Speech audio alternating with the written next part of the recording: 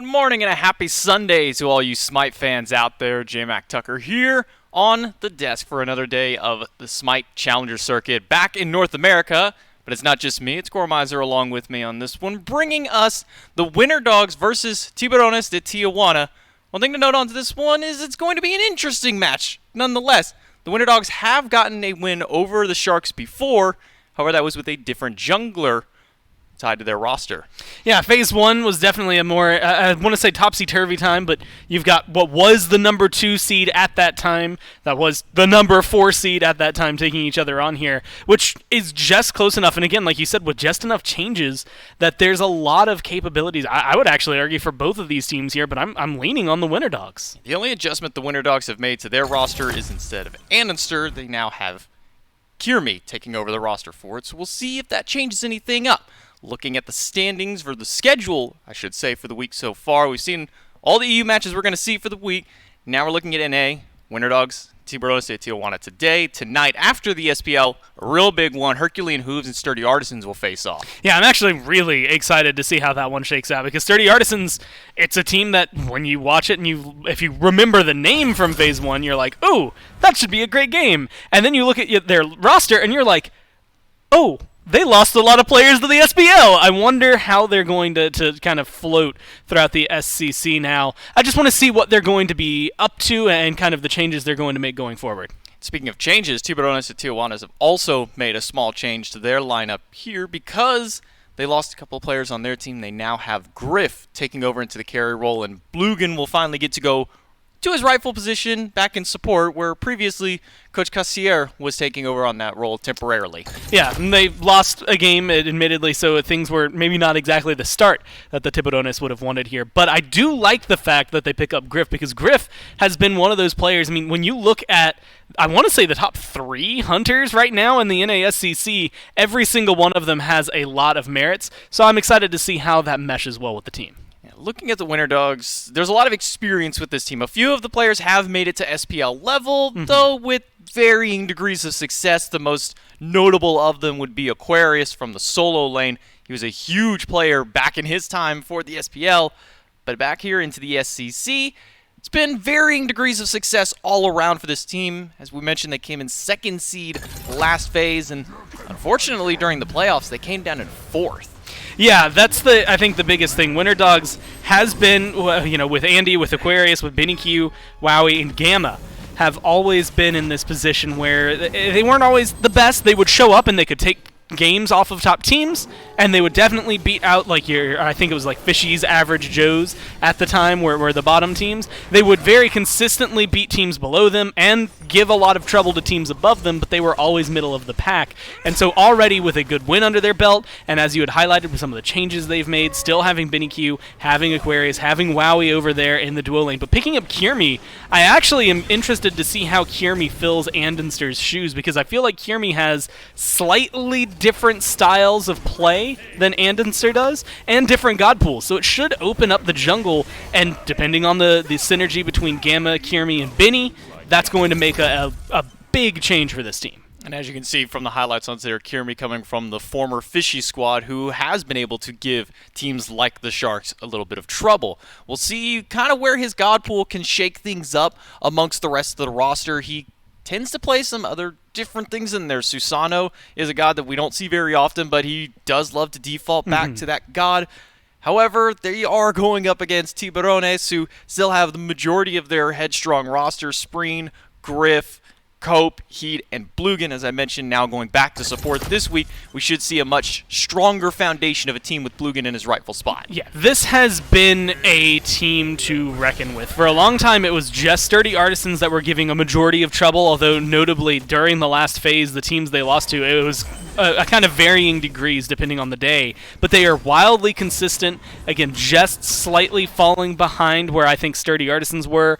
An unfortunate turn of events in the Phase 1 playoffs, and like you said, an unfortunate Week 1 level of play for them that maybe didn't go the way they wanted to. But when you look at all 5 of these players together, this is a team to keep your eye on in the SCC, because I do think that, especially given some of the turns of events with players being picked up into the SPL from Sturdy Artisans and the changes that have gone on, they could easily become your #1 seed in the SCC. Yeah, I think it's important to note from the Phase 1 playoffs, they lost to the Herculean Hooves, who are one of the new rising favorites amongst the SCC, and then they had to face off against the Sturdy Artisans in the losers bracket, and that was because of a default win where they couldn't make it to their match, so it had to be a forfeit in there. So you go against the two contested best teams for North America in your first 2 rounds of play. A little bit of a rough one for them there, but Picks and Bands ready for game number 1 for Winter Dogs and Tiburones. And immediately to the ban column, I'm looking at where Griff is going to place his hunters. He kind of stands amongst the standards for the hunter players, but I'm also curious as to where Kirmi is going to lie in there as well. And I'm also I think it's going to be fun to watch how the meta has picked up, again, because this is their second week of play, and so there's still things that are going to be, I want to say, evolving for the SCC teams. And specifically, we had talked about it earlier this week, but like in Europe, sometimes Artemis was getting completely looked over, even though for the SBL, she has been like the most gone-to hunter. You have to look at your mid laners as well as some of these supports as to who's getting banned out and who's getting through, because I think it's going to be a big edge up if you end up letting, let's say, 2 incredibly powerful picks through here in your Winter Dogs. You're more than happy with it because you get to scoop those up when you're second pick. So I thought this was just an Uzi ban with this Athena being taken away. But apparently NA just does not like to play against Athena, whether it be from a solo lane perspective or whether it be in the duo lane in the support role.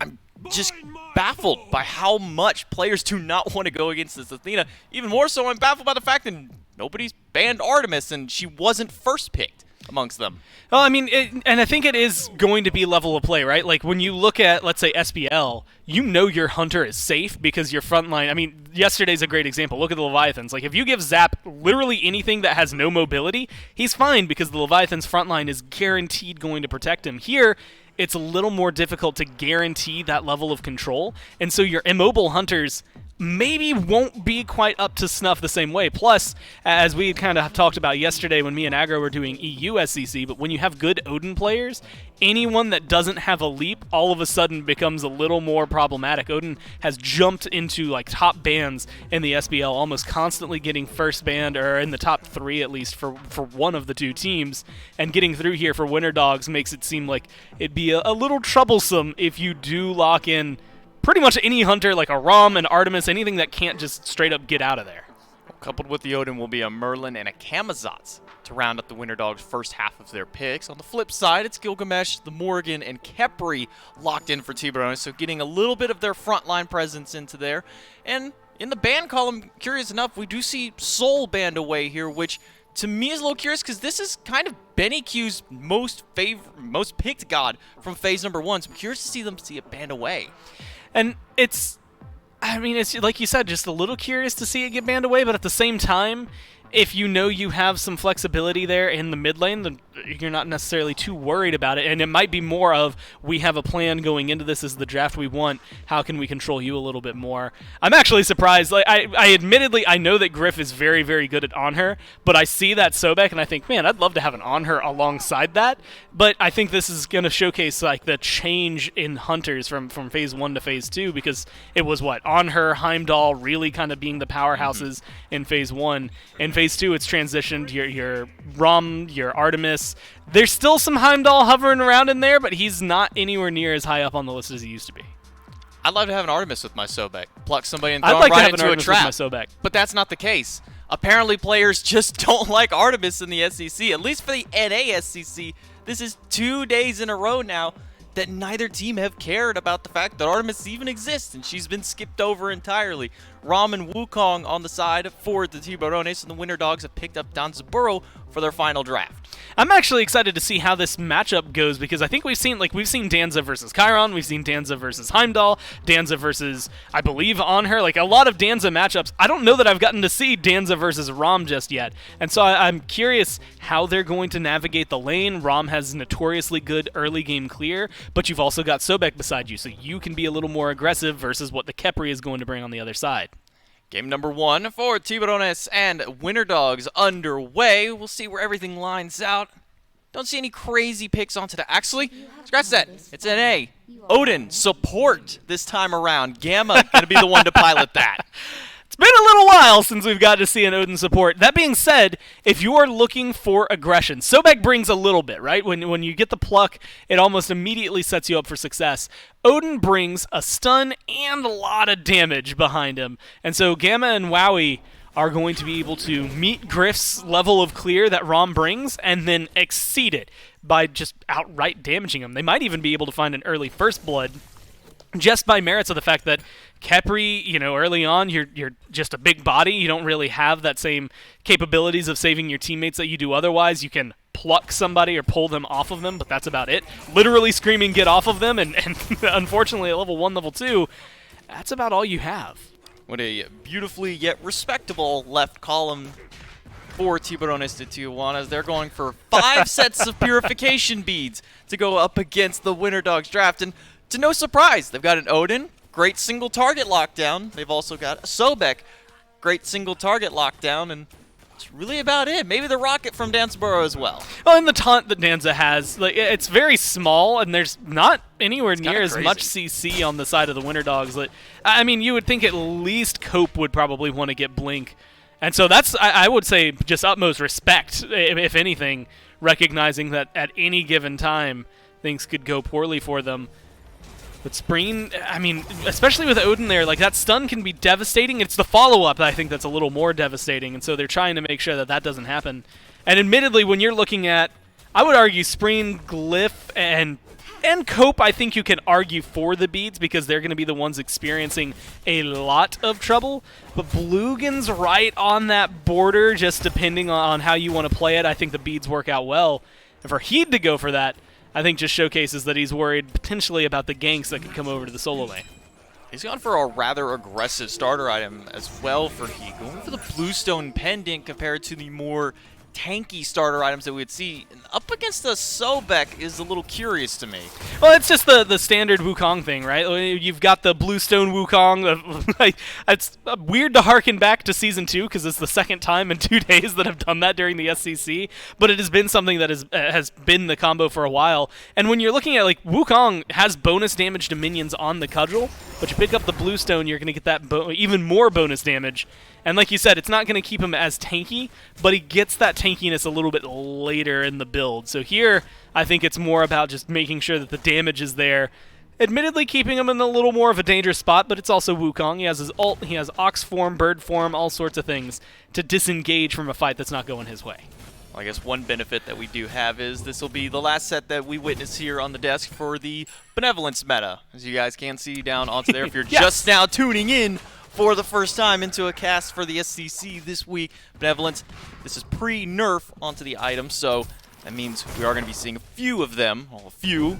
By a few, I mean 7 of them in this game. Where on the flip side, you do see Bluestone, Vampiric Shroud for the solo laners, and that Mannequin Scepter in the jungle. Piloted by Kirmi with the Kamazats. Not entirely where I expected, but also not an unexpected pick for the jungle. Yeah, I mean, Kamazats, again, has a lot of sustain and survivability in himself. We'll see if Gamma decides to get aggressive now. So it's just the question of how much it's going to bring. I don't look at Kamazats in most games as having solo carry potential, but I will say Kirmi, as well as the junglers in the SCC, have made those levels of play on him before. And he doesn't have his ult yet, and that's going to cause some trouble. Cope diving in aggressively. We'll get the drop kick just onto Benny Q. Push him against the wall, but no further follow-up and no relic burn from Benny, making sure to hold on so that way he doesn't lose it for the next potential gank, seeing that there wasn't a ton of follow-up behind it. I like the way that they're starting to play this, though. You can see Cope looking for aggression. Without Blink, it usually slows your junglers down a little bit, but Gilgamesh can still engage pretty consistently. I just think that Cope is going to have a little more trouble engaging. Then again, I look at Kirmi and I think, well, you've got Blink.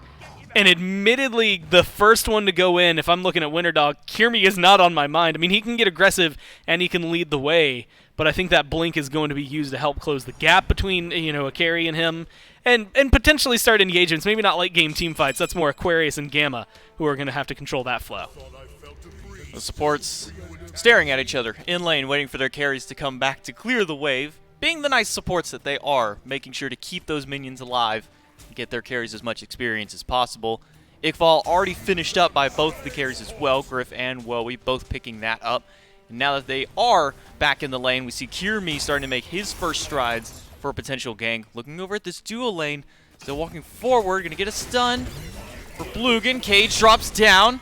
The bird bomb from Gamma is good, but it uses the bat out of hell for Kirmi. Not gonna be nearly enough damage. The rocket almost takes him down, but not quite enough. And even if he did, he had the res ready up into the sky. Only needs 2 shots to take him down, and Griff strikes first blood. And that's just good shots from Griff. I mean, being able to get that kill. Blugan, admittedly, I was going to call it a win. If everybody on Winter Dogs gets out of there without dying, it's a win to burn the ult off Blugan. I think that's a huge capability that Khepri brings to the table, and if you can just make sure that it isn't there, well, that feels like a dub for you. And then Kirmi dies, and all of a sudden it transitions. Not only does Blugan get out, Griff, and admittedly you burn 2 ults and 1 pair of beads there, but you lose that first blood bounty, and it goes onto the opposing hunter, so that means that Griff is going to have a little more gold to work with. Invade by Heed, looking for more, but he'll be stopped by Aquarius, who rotates over with them. Cope gonna try and steal some back harpy experience away from the side of the Winter Dogs. Drop kick does not connect, but the pluck will. There's nothing to follow up onto. It's just a little bit of damage, a little bit of get out of my jungle more than anything else. Yeah, I think it's the concept of like, we aren't, look, you're Wukong, we're not gonna kill you, man. It's just too damn hard sometimes, all right? But we are at least going to push you out of here. Like, stop taking my stuff. It is mine for a reason in the jungle, and of course you want that farm. Already slightly behind, that death did not help Kirmi out, so any farm that gets stripped away is going to end up inadvertently helping Cope, whether Cope is actually there or not. Keeping Kirmi a little further behind, which he'd helped do there, is always going to be a huge win for the Tiburones. And it gets them into a position where Kirmi's going to have to figure out farm versus gank potential, while Cope is going to be wide and open to do whatever he wants. Gamma really wants this kill, or at least potential gank at Griff. But Griff is not budging an inch. He is sticking to his tower line, allowing the minions to come forward towards him. So Gamma, recognizing he has no chance to go for this gank, he'll immediately, I say that and he walks right back. But Blugan is on the way as well. Behind, bird bomb comes out. A lot more damage than Griff was expecting, a lot more damage than I was expecting for Gamma. All of his patience finally pays off. I think Gamma was able to catch Blugan in the jungle when he turned to run away from the purple buff, gets a peek, turns back, and recognizes, especially with Griff getting aggressive, that it's the easiest thing in the world. Griff thinks he has Blugan, that he has the advantage here, and Gamma just laying in the purple buff for so long. I mean, that was about as perfect as it could get to be able to set yourself up. And the only way it could have been better is if Wowie is the one to get the kill, but come on, at that point, it's, you know, you're cutting very, very, very thin lines. It's a win no matter what for them. But they've got to start to pick up the pace a little bit. That kill pulls back some of the gold. It's still 400 for Tiburones, which, let's be honest, at 8 minutes, that's nothing, and that kill brings a huge chunk back in their favor. But you do have to be a little more consistent, because you had highlighted this earlier, but they've got 4 benevolences. You only have 3. They're going to get a little more gold spooling. Benny's the one in danger now as the drop kick comes through, and Heroic Leap will be more than enough damage to take him down. Ultimate from Spreen not even needed. He transforms into the ROM to try and get those snipes, but Cope has more than enough damage to get that kill. I actually really like that transformation as well from Spreen, and it's one that I expect to help out throughout this game. It's weird when you're playing something like the Morrigan here, because transforming into the carries is usually the last thing you see. In fact, if I'm looking at this lineup, I honestly expect to see turning into Gamma, turn into the Odin a little bit more often. That cage could be incredibly helpful for the Tiburones. Sobek can't get out of there. Merlin can get out of there, but it's going to be very difficult. The same thing for you know, Wowie. It's going to be a little more troublesome if that cage drops against the Winter Dogs. And so we'll keep our eyes on Spreen, but we also get to see Cope being aggressive in that fight and showcasing that sometimes you don't need beads. He's level 9 now, so 3 levels away from being able to, I'm sorry, Blink, to be able to pick that up and try and get that rune online. And that could change the level of play, or at least the level of aggression that Cope has had already this game. Spreen going to lose out on their red buff as that got invaded by Kirmi and Gamma, making sure to strip that one away from the mid laner and keep Spreen as down as you can keep him. Because for now, this Morrigan is just going to sit in the lane, free farm as much as possible, maybe get a little bit of cooldown reduction online, That way they can start slamming those ultimates. You already see some cooldown reduction with the Chronos Pendant as a first item after the Charon's Coin. You know, I did just think of a way to make things incredibly frustrating, not just because Spreen's the top of a conversation, but while I think the transformation into Odin for a good team fight, you can also transform into a Khepri and just have a second res available, Ooh, that's which gross. is Why would you say very, that? very, very frustrating having 2 reses, essentially 7 effective lives for the Tiburones if Spreen goes that route. And it's exactly like your reaction is exactly the reason that's so frustrating, because it's just like, cool, you're gonna put in a bunch of work. Let's say you go to kill Griff or you almost kill Cope and Bluegan ults. And you're like, well, you know what? At least we got Khepri res. That's fine. Oh, okay. We're gonna go back in. We're gonna get Griff low again. Oh, well, Spreen just did the same thing, and that. Well, we just used everything. We used all our relics. We used all our abilities. Our cooldowns are off. That's where the turnaround could potentially happen. A lot of it, there's a lot of opportunities for the Tiburones here. That's my favorite thing about the Morrigan. And we'll see what Spreen ends up doing. He's already transformed into Griff, though, and so maybe that's going to be like the level-headed, I'm just going to go for the snipes, get some extra burn damage, because it's like upwards of 1,000 damage if you can hit all 3 shots. And between him and Griff, I mean, you could just straight up kill BennyQ or Wowie at the beginning of a fight. Grouping up is the Tiburones. They're looking for the Gold Fury, although the vision advantage is in favor of Winter Dogs. See the 3v3 starting to form to the jungle. Cope misses the drop kick. That was intended for Gamma, but Gamma a little too far away for him. Meanwhile, Heat and Aqua have been fighting in the jungle the entire time. I don't think I've seen them fight in lane yet. It's only been in the jungle. Yeah, I think he just recognizes where he can get aggressive, although might be too aggressive here. That tower's going to fall, and that strips away some safety from Winter Dogs, but I'm surprised to see Kiermi be as patient. I guess it's that again, that knowing It's knowledge a Wukong. that it's Wukong. Like, at the end of the day, we could dive all we want. I could use my blink, we could both ult, you could pluck, everything could go perfect for us. And then he's going to ult, he's going to use his ult to get further away, and then he's going to bird form or ox form and get even further away. And so it's just so difficult to lock him down until you get into some of those team fights. I think in the middle of the fray, they might be more likely to find Heed. But like you said, it's just been in the jungle. Heed, I actually love the fact that they're pushing the advantage and going into the jungle as often as they are. Well, they get the tier 1 tower. So that's first tower stripped off the map by way of the solo laner. Looking for a little bit of Totem of Coup action as far as solo lane goes, but 9 times out of 10 that will go the way of a Wukong just by the nature of how much more damage he'll do, plus the Bluestone Pendant with it. Gold Fury still standing on the left side of the map. We saw some grouping up towards it earlier, but since then, teams have strayed away from it and have gone back to their standard farm. Spreen has hit level 14 in the mid lane, tied with his solo laner. BennyQ on the flip side, also sitting level 14 with the Merlin.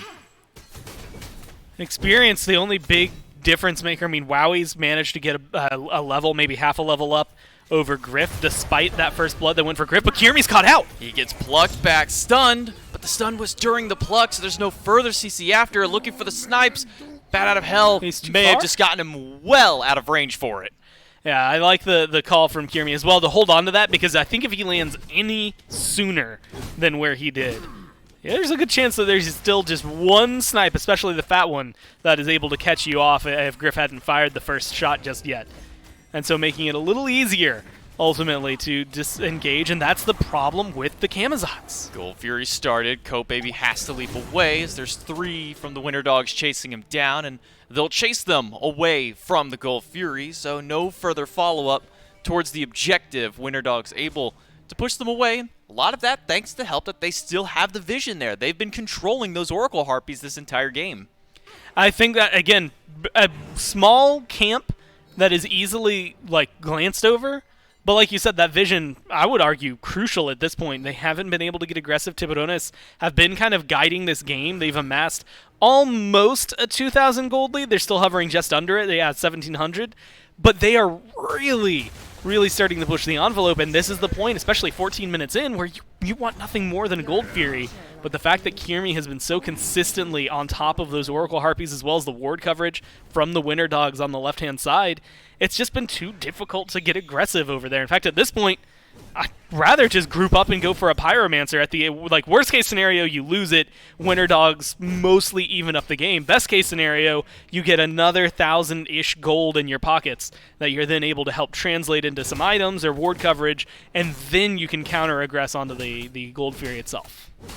Cope going to solo the Greater Scorpion, or try to solo the Greater Scorpion. This is a close one, but Cope does manage to come out on top with that. So, luckily for him, he will not die to the camp, and we won't have to add... Has anybody died to Greater Scorpion yet this year? Has that been noted yet? I don't think so. No Greater Scorpion kills as of yet.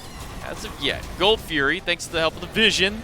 Winter Dogs able to secure that. Couple ultimates are used, or at least just one ultimate used. Griff tried to snipe that away, but unsuccessful in doing so. Blugan a little bit late to his rotation to try and snag that, so the Winter Dogs do manage to get the first Fury of the game. Shows the threat that a ROM always poses, though, especially like left side objectives. If ROM is on the map, become so troublesome because and just problematic because of his ult, because he's able to do so much damage with a great secure. He'd like it if he had Vision, but sometimes you can't always get what you want, and he's able to find those shots way closer than Winter Dogs are maybe comfortable with. They end up getting that Fury, but I mean, that is a coin flip away from ending up in the Tiburones. Spring gonna take a little bit of poke from Gamma, but return it instantly. Waiting to see if he'll go for a transformation. Instead, it'll just be a cage drop from Gamma. A little too scared of the potential engagement by the Tiburones. They'll turn their sights towards Kirmi. Gets blinked on, gets leapt. But he'll have the bat out of hell, so he'll be able to make sure to get out of that. That's two big ults burned away from Winter Dogs, though. I think Tiburones get away with murder in that case. They use 2 blinks, but you have 4 ultimates still available. Griff's is about to come back up. They've grouped up for mid, and now bat out of hell as well as the Odin Cage are down. You can get aggressive. Tier 1 tower down, pluck onto the solo laner. Gamma in the back line, no cage available to him, but Blugan has to use the ult just for himself. Managed to get the revive through. Ult in the back line, now from Griff. He'll immediately cancel it to drop back down with the rest of the team. Blugan gets plucked back in, and Gamma, the one to take him down, he gets caught out by Benny Q, and he'll drop as well. I mean, that's wild. That's such an advantageous fight for Tiburones, and yet it just doesn't go the way they want. Gamma immediately goes into the back and forces pressure onto Griff. Blugan has to ult themselves very early on, which, admittedly, I'd rather you ult yourself than not get your ult off. But at the same time, it showcases that you're not really in a great position to peel for your carries. Griff went up for safety, came back down. There was like a little bit of a delay from when the damage was coming out. Aquarius getting aggressive with the lurking in the waters onto him, and didn't even get the damage out from that ult either.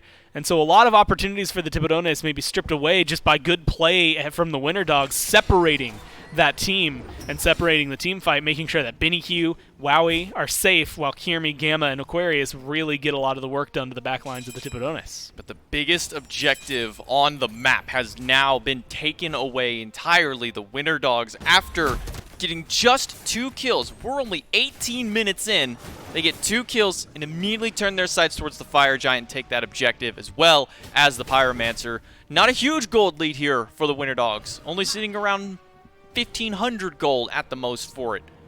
But with those 2 kills, that's all the momentum that they needed to strip that objective.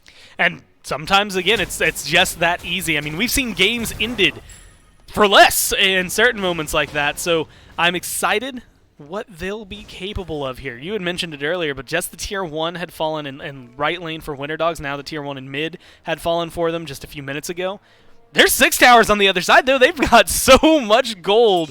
Off the top of my head, having to remember how much it is, I believe, I want to say 6K that you can pick up. I'd have to redo the math just to make sure, but that's a huge chunk of change that is going to pivot the way this game is played, and it's already on the back foot for Tiburones. We do see a response from Tiburones, though, as they go for the Draugr to reduce a little bit of that onslaught. Heed into the cloud, has to leap down instantly, but quickly will use that Oxform to get out. Cage in the back by Gamma, locks 4 in place, forces them to use the Phantom early. Cope gets separated from the team. Gamma gets drop kicked against the wall, but Benny Q picks up Blugan, leap to the back by Kirmi with the bat out of hell, swiping against 2, looking for if he can, and will manage to find him with the Vampire Bats. Griff goes up in the sky looking for some snipes, so no, Spreen is the one who ends up coming out on top with that. Now Cope under the Phoenix has no safety net for him. Gamma will pick him up. Griff tossed into the back end. Whoa, he picks him up. An immediate deicide by the Winter Dogs. This is where things get awkward. Look, you've got 10 seconds for Blugan, but 30 before anybody else is back. You should be able to end the game here, but I use should because you have 4 members and you're going to be dealing damage to a Titan that still has 4 towers standing up. Blugan, if he can save 15 seconds and Heed is able to get back in time, they might be able to turn this. This Titan doesn't look like it's going to last that long, Gore. They are shredding through the final objective. The Titan will fall down. Only a 20-minute battle for the Winter Dogs to come out on top. Just well played. Look, they grabbed, 2 kills in mid, transitioned that immediately into a Fire Giant, transitioned that immediately into a winning team fight on left. I mean, they had no pressure that was really fighting back on them. I'm not sure if I saw Spreen even transform in that last engagement, so maybe, again, a couple of places for changes from the Tiburones, because the Winter Dogs played exactly the way they needed to. And with it, we're able to take game number 1. We're going to take it to a quick break. We'll come back and break down game 1 and get set up for game number 2.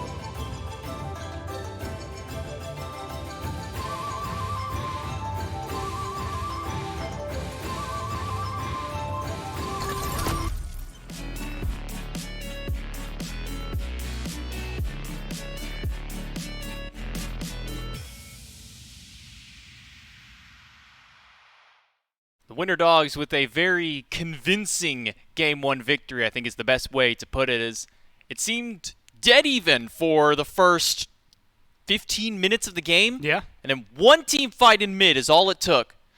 Got 2 kills, Fire Giant, stormed up the left side, and ended the game. And a really good turnaround. It showcased exactly how aggressive the Odin pick could be there and how much Gamma was able to do with that pick, which admittedly I thought it was going to be a little more heavy-handed early game because, look, it's Odin support. That's typically where it is a little more heavy-handed. But it wasn't until, 7.5 minutes in where we really see him getting aggressive. But I would actually give Gamma the most credit for the fight going the way it did, as well as Aquarius here. Disrupted the backline. They force a big ult out of Blugan early in this fight, and the rest of the time, I mean, Tiburones were constantly under half health and falling back. They didn't really have many options to do, and you had highlighted it during this fight, but they forced the Phantom out of them really early. But look how spread out the Tiburones end up and how concise the Winter Dogs are with their damage. You can see Kirmi getting that big kill, which allowed them to then push into the Phoenix. But we saw the little fight in mid started almost at the 17-minute on the dot. The game ended at 2018. So in 3 minutes is all it took for the Winter Dogs to not just win the mid lane fight, but take the Fire Giant, take a couple of kills in left lane, take 2 towers and a Phoenix, and win. That is a very stark pace to keep up with, considering how even it was up until that point. And let's just face it, the map state sucked for Winter Dogs at that point. I mean, it's 17 minutes. I think the only neutral objective available was the Fire Giant, and all 6 towers are up on the other side. Most times you hit pause right there and ask any players if they will win that game in the next 3 minutes. No, not in 3 minutes. Not with 6 towers up. You're going to be able to find something, but it's because they get that deicide on left, right? If that is just 2 kills, similar to how it was in mid, all of a sudden it's, okay, we get a Phoenix, maybe we knock down some more towers. If it's 3 kills, you get a Phoenix, maybe you're able to push for the Titan and be successful. All 5, that's the easiest run straight down the lane that I've ever seen. We'll see if any adjustments are made in Game 2's picks and bans. I felt like they were fairly fine as far as the picks and bans go, but maybe we see that Odin ban this time around. I think Gamma gave them a lot more trouble than they were beckoning with that god. Yeah, I mean, it was Athena Erlong Shin from Tiburones after this Yamoja. And look, taunts, I will say Athena is very, very frustrating, especially in a level of play like this to go up against, because one good taunt shifts the team fight dramatically. All of a sudden your beads are going down. So I understand that ban. Erlong Shin, yeah, that taunt is there. It's an ult, though, dude. you could let that one ride a little bit. The problem is that it is a pick that I think Kirmi is very adept at, and that is maybe where the target was for the Tiburones, which, again, creates a little bit of trouble. Do you let through a very strong Odin pick just because you know that their jungler is going to be strong? He looked just fine on the Kamazots, maybe slowed down a little bit because it's Kamazots, but that's about all they were really capable of doing by limiting the jungle pool. Second verse, same as the first, except this time it's the Odin locked in first for the Tiburones. You see the exact same bans we saw in game number 1, but the quick adaptation from Tiburones, able to pick up Odin. And I like this. Although, again, I kind of wanted to see Spreen transform into the Odin a few times in that last game. Again, it felt like that cage would have been just so helpful. They did have, I think it was 3 out of 5 members that would have been caught by that, or either had to force an ult out of somebody as well. So maybe opening up that conversation, but they never really had that cage available to them for the Tiburones. The Morrigan didn't transform over there. And stripping that away from Winter Dogs and from Gamma should help out that duo lane a little bit. Getting a lot of their front line locked in early. Tiburones will take the Odin and the Geb to lock in a very early frontline selection. Meanwhile, the Winter Dogs will just go with what worked for them last game. BennyQ did fine on the Merlin. No reason to put him on anything else. Sobek, Aquarius, though we didn't really say Aquarius' name very much in game number 1, had some very big plucks, especially in that mid lane fight. Had a couple by the Phoenix. So no surprise seeing the Sobek locked in again. This Gilgamesh, I am not 100% sold that this Gilgamesh is going jungle or solo.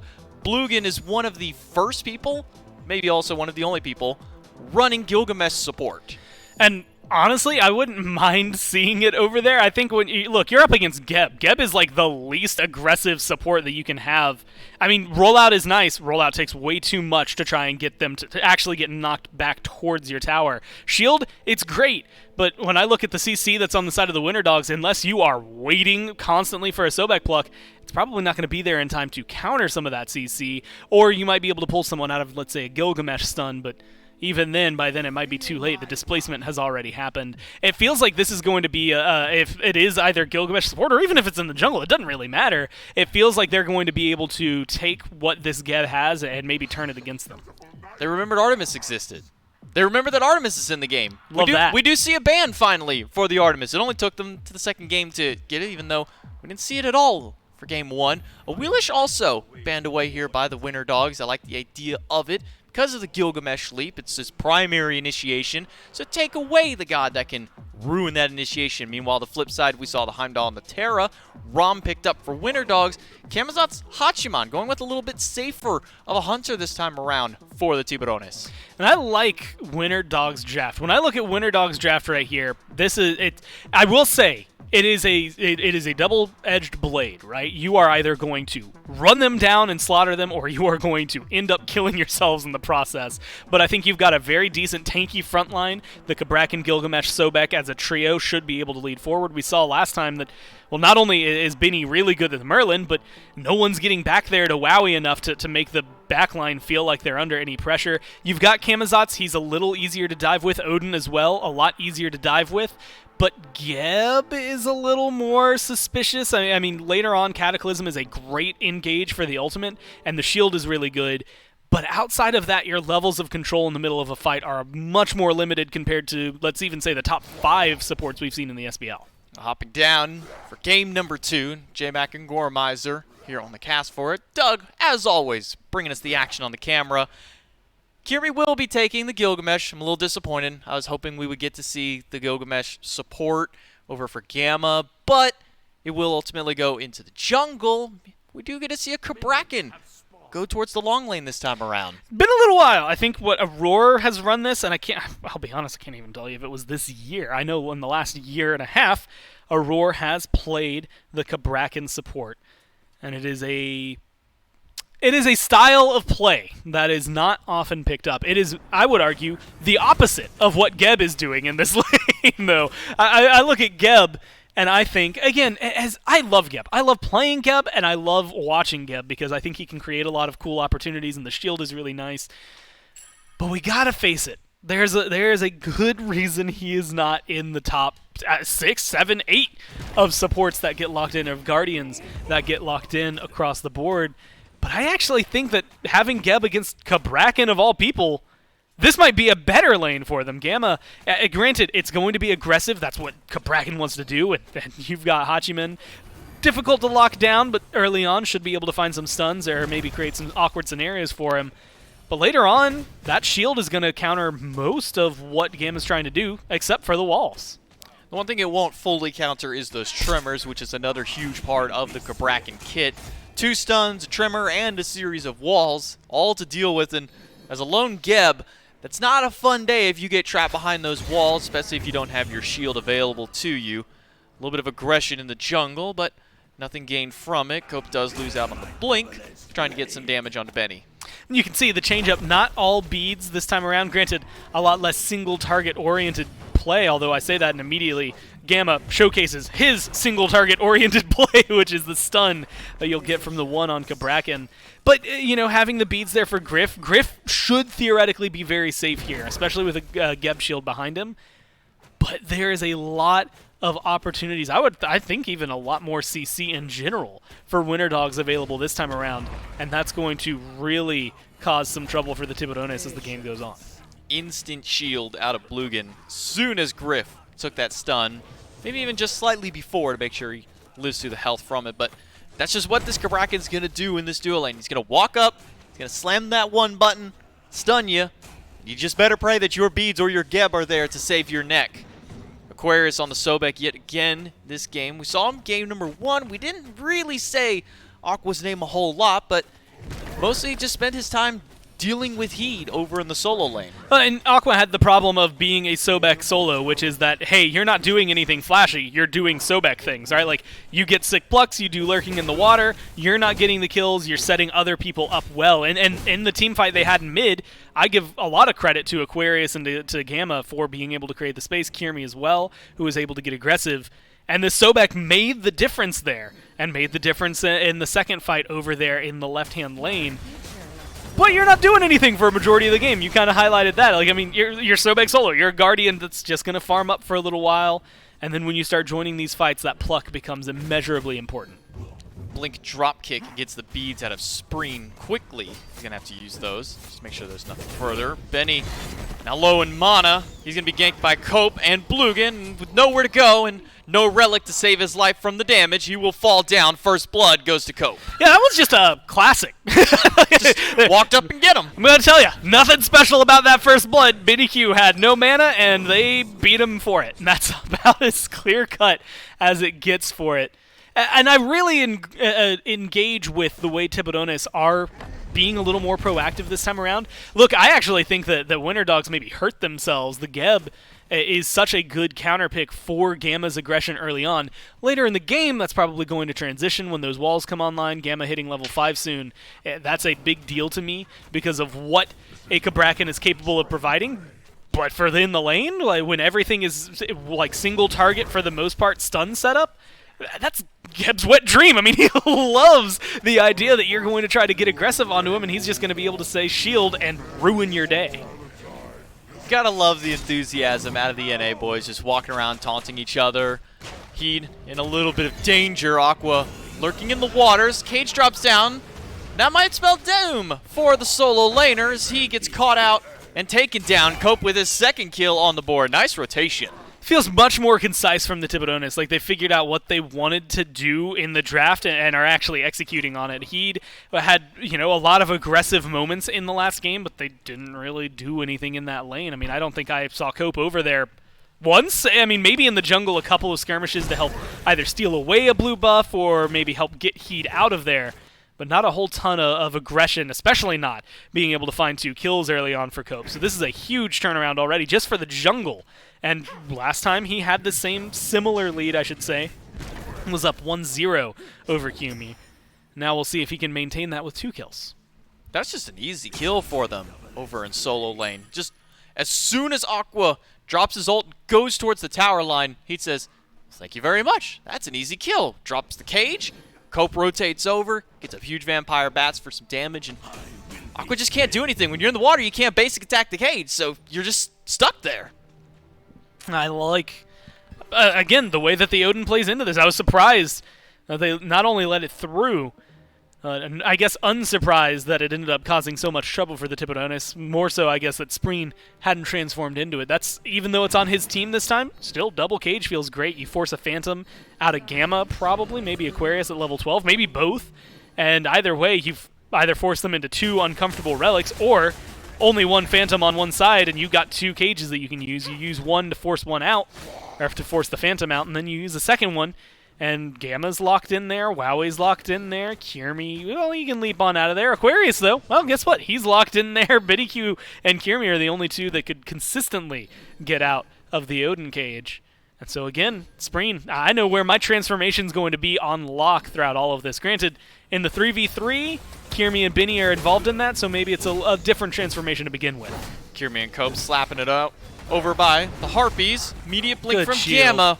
We'll get the shield and the bat out of hell from the jungler. Cage drops down. Gamma stuck inside. Nowhere to go, but Benny's got some massive damage on the back end. Will be able to do some damage to a double kill for Kirmi. Heroic leap to get away. He drops the shield, but won't be able to have any further follow-up, just trying to stop Aquarius, who's in the waters looking for Spreen. Has enough damage for it. 3 kills quickly on the board for the Winter Dogs. Wowie in the mid lane looks to get aggressive onto Griff. I don't know how much there is available to him. He's got Benny Q, but I like the disengage. But better yet, I like the Winter Dogs there. A 2-for-1 trade for them. They're able to pick up a lot of good kills. And you get to see, I think, the glory and the deficit of Geb here. He gives the shield, he gives the cataclysm, he gives a knock-up.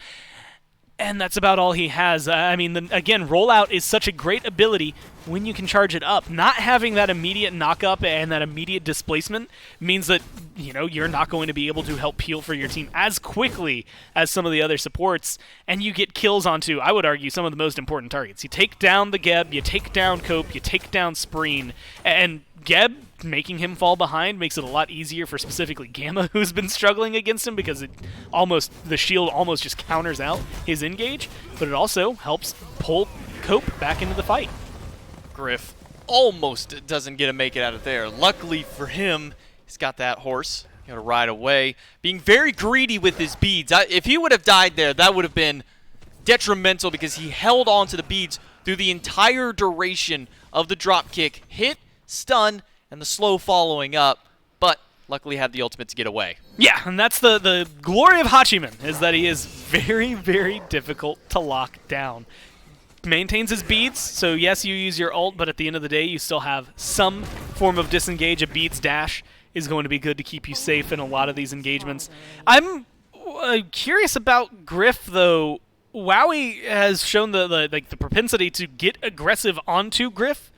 Hasn't necessarily done a lot in lane, hasn't resulted in a kill. They're goose eggs 3 in a row for each of them. But it does showcase that I think Wowie is willing to move a little further forward up against him, especially knowing that ult is down for a little bit longer when you also don't have your ult, but you're wrong. I think you just have a slightly higher edge, but he might be waiting for that Silver Branch bow just to make sure that his stim can give him the full attack power boost that he's going to need. This might be something very minuscule. I'm not going to say it's early in the day. We're almost hitting 12 o'clock here, but is that an Oracle Chalice that I see on the side of the Winter Dogs? Yeah, it is. Gamma's got one. I never would have looked for that, I'm going to be honest with you. I normally wouldn't either, but I just looked over and saw this red potion-looking object sitting there in his inventory. I'm like, wait, there's no Baba Yaga in this game. Wait a sec, that's on the support. In a way, if you look at it, theoretically, he's going to be saving money on wards, right? Over time, it should help out, and it should be able to help give them vision. That's actually the thing the Winter Dogs had going for them in game number 1. I wish I had paid a little more attention. I don't think Gamma had that chalice available to him, so the vision was great from the Winter Dogs, especially around the Gold Fury pit consistently. Kirmi was getting the oracles as well around the Fury just to make sure that they had vision on it, but also the wards that are deep. Even now, you can see that left-hand side is kind of covered in red wards. I think it's going to be at least good vision for them. But we'll see if Gamma is able to do anything substantial with that knowledge. If he is not top wards placed by the end of this game, we're going to have a problem. That's all I'm going to say that. At the moment, Wowie is the one who has the most wards placed down with 5 compared to the 4. But we'll move on from the ward discussion and kind of talk about this early mid-game pace that we've hit here. About 1,000 gold in favor of Tiburones off their early aggression. Winter Dogs have fought back. It looks like Cope wants to fight even more. Blade Cataclysm in by the support. It's going to keep Gamma in an awkward predicament. Bat out of Hell doesn't do enough damage when Samash used Heroic Leap as well. Kirmi trying to lock down Spreen, but he used the transformation up into the sky. Goes Spreen looking for some snipes, but it's not going to be enough. Wowie actually with the snipes there. Griff going to fall down. Griff going to take Kirmi down in the midst of that one, but the fight still going through. Gamma looking for more. I mean, Wowie and BennyQ are pretty healthy, could continue to engage, but with their ults down, with a lot of survivability now, and they both still have beads, so maybe there's something you could work with there in the event they get chased down or caught out, but there's just not a lot of wiggle room for them, whereas Heed also doesn't have a lot of wiggle room. He's getting chased down by Aquarius. Aquarius gets the cage out of him as well. Just a little too much damage for his comfort, as he has to run away from this Sobek. And Aquarius, again, we didn't talk a whole lot about him game 1. It's just a Sobek. Not probably going to say too much about him in this one either, because he's, again, on Sobek. But he's got 2 items online, has the Mystical Mail and the Shogun's Kasari. Going to give a little bit of an attack speed buff to Kirmi and Wowie. I like that. The idea of an attack speed buff, specifically for Wowie, is going to be with Silver Branch? Immeasurable. Yeah, for Silver Branch with a stim, attack speed buff on top of it, that feels really good when they do group up. That's the big key, though. It's when they group up. As of right now, Aquarius hasn't really been in a lot of these groupings with Wowie for that to really synergize as well. Granted, Wowie also doesn't have Silver Branch online just yet, so it's not necessarily like it's the end of the world. Tiburones are starting up a Pyromancer. Again, this is maybe my favorite neutral objective to just start with. Like, if you're trying to get the feelers out there, it is a good chunk of change that you're going to be able to get into your pocket. You've got a nice benefit outside of the fountain, so if you need to get back to jungle buffs, you've got it there. And you're not overcommitting to something as heavy as a Gold Fury. A Gold Fury win can pivot you to be insanely favored in the middle of a game. But also, losing the Gold Fury to a 50-50, or say snipes from something like a ROM, feels awful. And so I think really that does. it's great for Tiburones to go for the one that is a little less important in the grand scheme of what it provides for you, and keep themselves engaged. Plus, I mean, if you needed to re-engage on a Gold Fury, that buff is going to get you back to the left-hand side pretty quickly. Not nearly as much gold that you have to lose if you end up losing on Pyromancer, but you may also lose on more ultimates if you try and make a commitment to Gold Fury, and that's where we can really see team fights start to sway away from each other. But here at 13.5 minutes, we're sitting barely 1,500 gold separating the two teams, only one kill further in favor of the Tiburones, but experience is the interesting one. That's teetering over towards the Winter Dogs.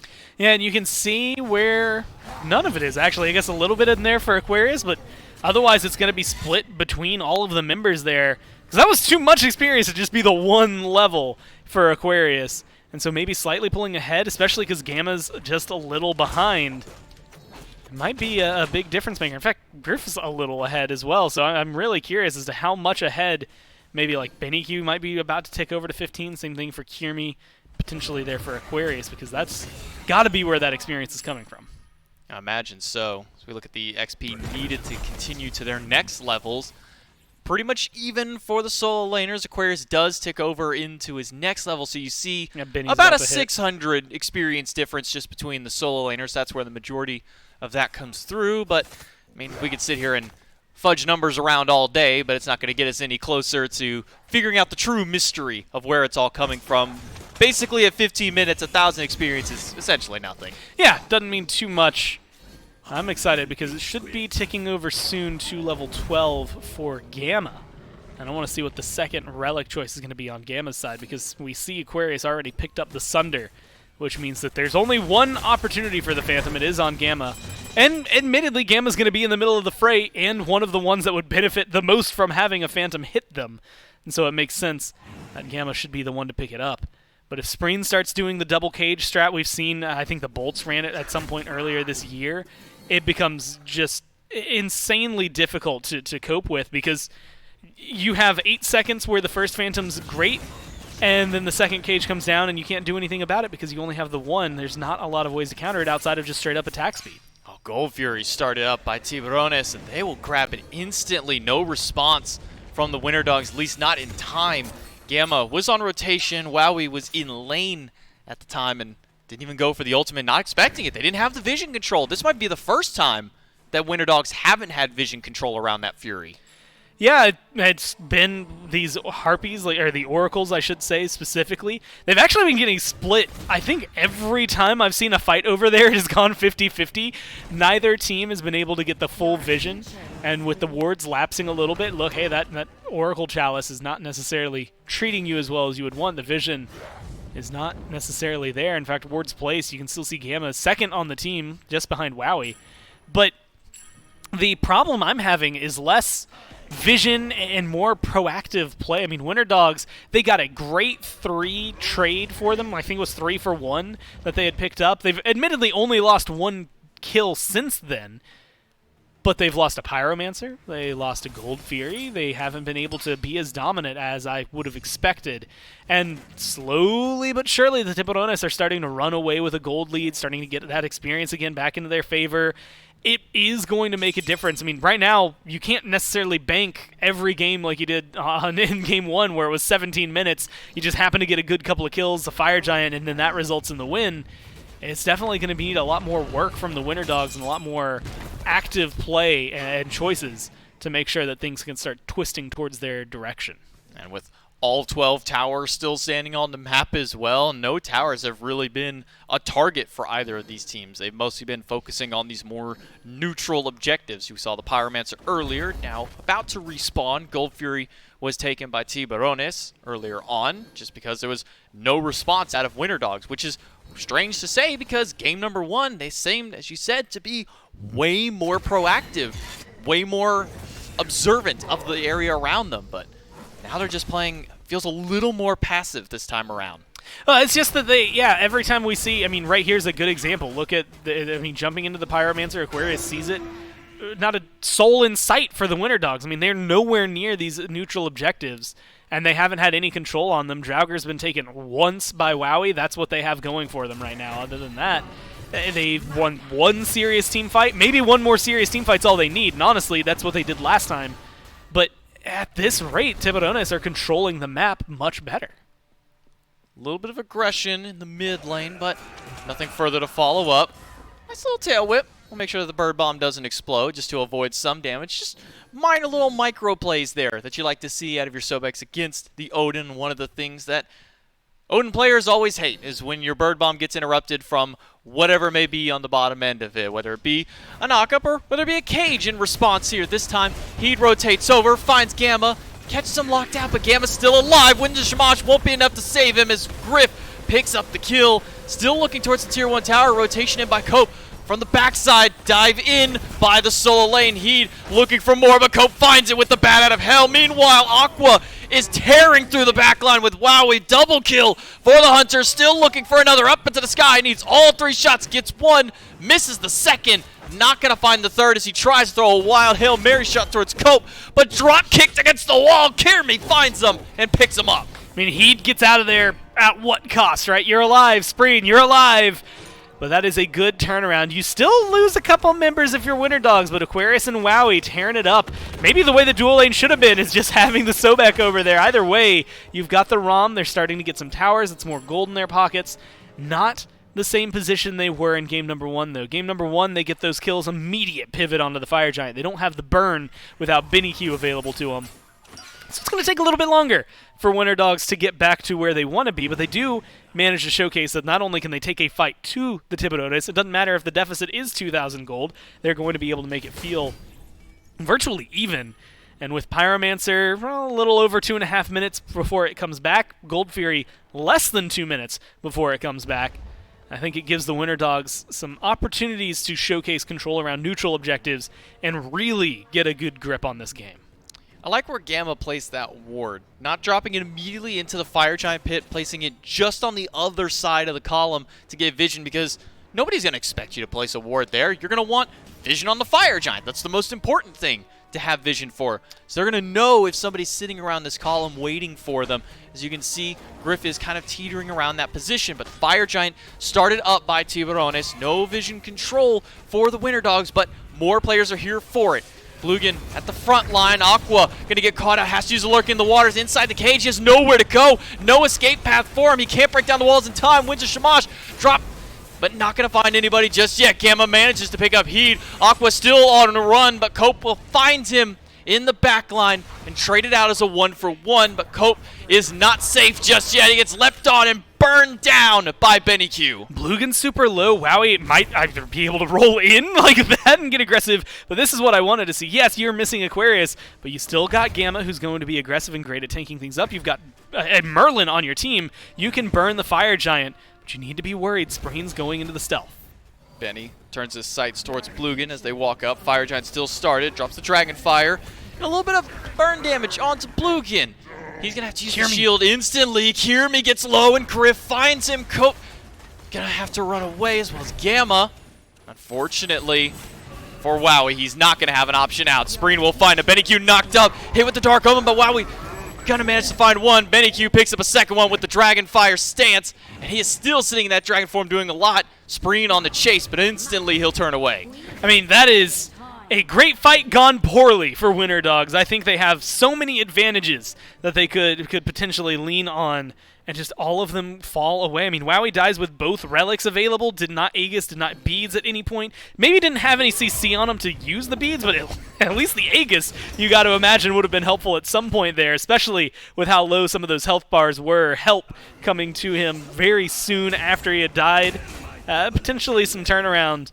I like the call around the Fire Giant. I like what Winter Dogs do up to that point.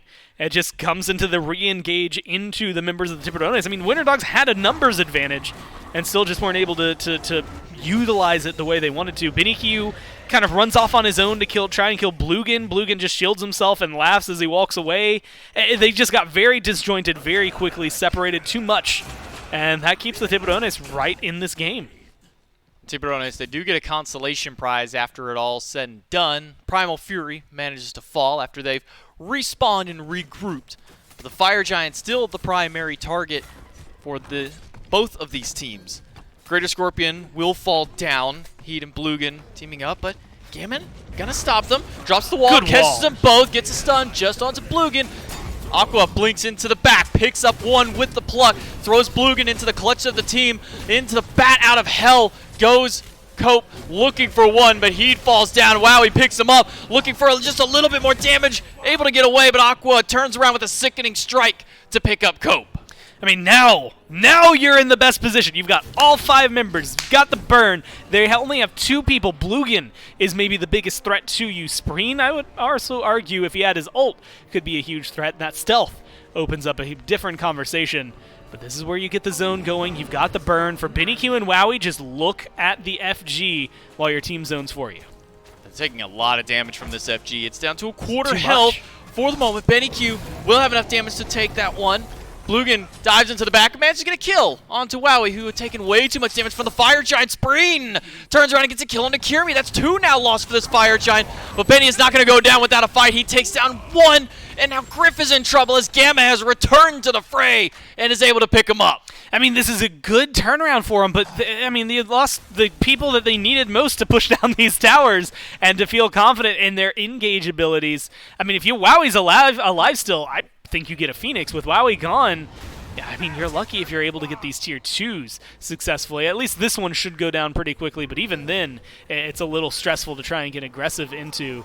I just think, I don't know whether it is the knowledge of how much damage their gods are going to do, or them each trying to do too much here. I mean, there's no reason that Blugan should be able to get to the backline, period, in that engagement. You know, Kirmi runs off chasing down Spreen, who's very, very far, and we know no ult. We saw the Changeling, and, you know, ultimately we do see a kill end up falling on that side, but it's Kirmi who goes down. It's just a really weird trial of zoning from the Winter Dogs that ultimately is poorly executed. I mean, there's no way to slice it. You lose Wowie and Kirmi. That's a bad fight for you. Yes, you get the FG, but the most important members, I would argue, on your team to have it, to help burn down towers at least, are walking away with it, or walking away without it. And that means that you're going to take a little longer to get things together. And that's the biggest detriment for them, as you mentioned. 2 of their primary basic attack dealers deal with these structures have lost that Fire Giant. 3 members still have it, though, so it's not all over just yet. But losing those 2 got hurt a bit. Draugr does go the way of Tiburones, just like last game. They responded from a Fire Giant by grabbing the Draugr, but not on the hard defense just yet. You do see Blugan tip his toes in. You see the shield pop around the tower to give it that little bit of an extra buff. They're immediately just going to give this tier 2 tower up. No reason to try and fight into a even semi-Fire Giant team at a tier 2 tower just yet. No, 5-on-5, it doesn't matter who has it. If 3 of them have Fire Giant, don't get in there. No. You're going to be looking for a different fight or trying to group up somewhere else. They just weren't really ready for that. Tiburones could make a stand here onto the mid-tier 2. That's because they have everybody ready. Grouping up. So looking for more damage. We got Cope off to the right, looking to make a pincer maneuver. Aqua's at the front line. Blink Cage comes out of the solo laner up into the sky. Goes Wowie looking for some snipes. Will get some damage onto Spreen, but Spreen is getting low. Benny Q takes him down, but Benny falls in response. Heed, the one to pick him up. In a lot of danger is Gamma. He's going to get one big stun onto Griff, and that'll turn it around, take him down. Now Heed has to leap away, and Kirmi picks up a solo onto Cope. Wowie falls down. Wowie picks up Heed. It's only Blugan left. That's just well played. There's a very, very, very close call for Wowie and for Gamma in that one. Gamma has FG sustain. Wowie is just lucky because he has a great team around him. And I will say Wowie made some good plays and good choices to make sure he didn't get caught out. Aquarius helps turn things around. Another good pluck. Lockdown right there to get Blugan. That's just a good fight from them. It's just calculated plays by it and a great team fight more than anything else, really bringing themselves together as a team for that final fight. They'll push down the Titan and take a swift 2-0. Not as swiftly as game number 1. That was around 20 minutes, but felt all the same. As soon as they got the Fire Giant, that was all the push that they needed. It was an awkward fight, though. I think there were definitely moments like Winter Dogs win that, but you can see things where they need to clean up, whether it's communication or a playstyle, whatever it is, that definitely need to go their way. But that is a good win to get because, again, Tiburones was a second-place team in Phase 1. Admittedly, they fell during the playoffs to I think, 4th, ultimately. But this is a huge win for Winter Dogs because they are looking better. They've picked up a couple of members or just one member and really changed things around for them. I'm excited to see if they can keep this streak going. Now, the revitalized Winter Dogs have managed to take the 2-0 set. We'll be back after a short break to finish breaking down that set and get you guys hyped up for the rest of the day.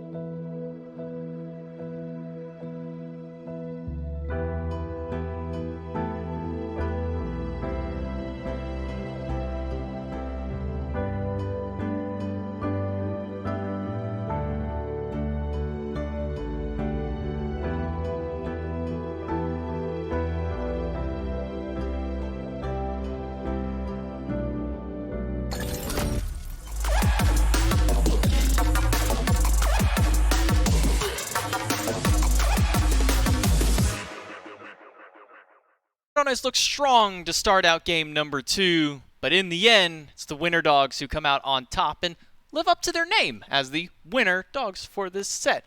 J. Mac Tucker and Goromizer with me to break down the remainder of game 2 and kind of get you guys set up and ready for the rest of the day. Goromizer, what can you say? I mean, it was a great start for the Tiburones. They had all the objective play in their momentum, but again, once the Fire Giant fell down for the Winter Dogs, that was all that they needed. Definitely feels like their 5-on-5 is maybe what needs the most work, because that's where both of these games failed for them, right? Like, they had great early game farm, great early game picks. I mean, this game even better than in game number 1. Game number 1, they're, 2 kills to 1, I think, at 17 minutes ultimately. And then in this game, they find 3 kills early on. They're really starting to dictate the pace of the game. But they just don't translate it into the 5-on-5 as well as the Winter Dogs did. That's really where it fell apart. They had a decent gold lead. It was just trying to figure out how to get to the back line and cause a lot of disruption.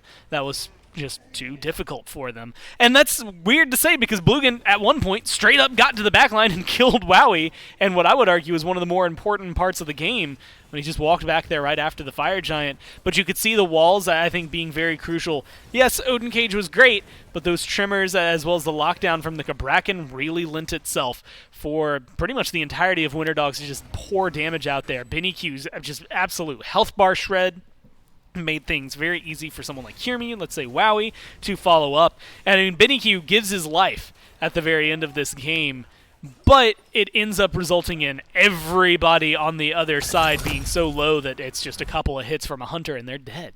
I think that's the important part, is they finally made the adaptation to aim towards Benny Q, who was putting out the majority of the damage in the last fights in game 1. So they said, hey, we can't let this Merlin just sit back and free cast in the back line. Let's finally dive him. And they do. The problem is that Wowie was still back there. You can see on the damage chart, nearly 20,000 player damage out of the Hunter. He more than made up for the extra that Benny Q wasn't able to in that last fight. Yeah, and I think that's the big difference maker, is that both of the carries there on Winter Dogs felt consistent throughout the game. I mean, granted, again, a couple of unfortunate falls for either of them, whether it was Wowie, who died right after the Fire Giant was secured, or Benny Q right there at the very end. The fact that the others were ready to then pick up where they had left off and to secure a lot of the kills for it just showcases that they're working really well together. Take a look at this week's schedule so you can see what's happening, what is still to come. You can see all the matches for the EU and NA are almost complete, but there's still one more match to go this week. Herculean Hooves Sturdy Artisans, the number 1 and 2 seed in North America, going to be squaring off tonight after the SPL. Taking a look at the standings as well. You can see Winter Dogs at the top for now, tied there for the 2-0. They'll be joined by either the Artisans or the Hooves. Yeah, somebody is going to join Sleekness in the middle, and the other is going to join Winter Dogs up top. And I will say, look, these are long phases. 2-0 is not the end-all, be-all, but it is a good way to start your phase, right? To be able to get 2 big wins, especially one of them being over the Tiburones, I think this is a good start for Winter Dogs. And for Hoofs or Artisans, getting the other strongest team out of their way would really open up the door. Now look at the week ahead. What you can expect next week coming around. I'm very curious for the NA side of it. Winter Dogs and Sturdy Artisans will face off this week. That's going to be a big one to potentially determine who may or may not be that first seed based off of who wins between the Artisans and the Hooves tonight. Just F6, Good Night Nick, Pandemonium, Team Joystick, Snake Hunters Elysium for the EU side. Like we said, we'll also see Sleekness and Herculean Hooves and Tiburones and Average Joes face off this week. Lots of names, lots of faces, lots of smite action for just the SCC. But it's not just SCC, Goromizer. We've got SPL coming up right after this. Scarabs versus the Kings for our first set of the game. Olympus Bolts, fresh off their loss to the Kings. And red hot for the Kings coming off of their win. Bolts are going to be facing off the Titans today. I'm excited to watch that. I mean, I will say, I think both of these sets, we know the Bolts and Kings are going to play really well. The first set depends on what Scarabs shows up. Is it the Scarabs that got 2-0'd by the Titans, or is it a Scarabs that is going to push them to 3? And same thing, Titans. Is it the Titans that 2-0'd the Scarabs that looked really good doing so, or is it the Titans we saw a little bit more of last week where there wasn't a lot of proactive play? I think it's a coin flip for both of them, but they both have a lot of, what is that word? Of promise. There it is. A lot of promise to be really, really awesome sets. Well, with that, we are going to cut to a little bit of a break. Well, we got some fun content for you waiting while we get towards the SPL, so we're going to take it to the fun content. We got some Q&As, we got some 1v1s to show off, and then we'll be back with the SPL at 1 o'clock.